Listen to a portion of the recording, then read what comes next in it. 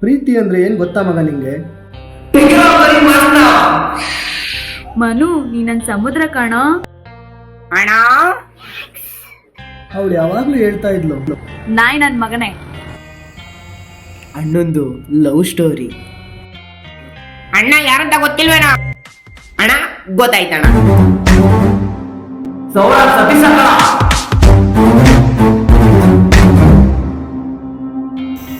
ನೀನ್ ಬಂದಿದ್ರೆ ಕರ್ಕೊಂಡು ಬರೋರು ಕಣ. ನೀನ್ ಬರಲ್ಲ ಅಂದಿದ್ಕೆ ನಿನ್ ಹೇಳ್ಕೊಂಡು ಬಂದಿದ್ದು.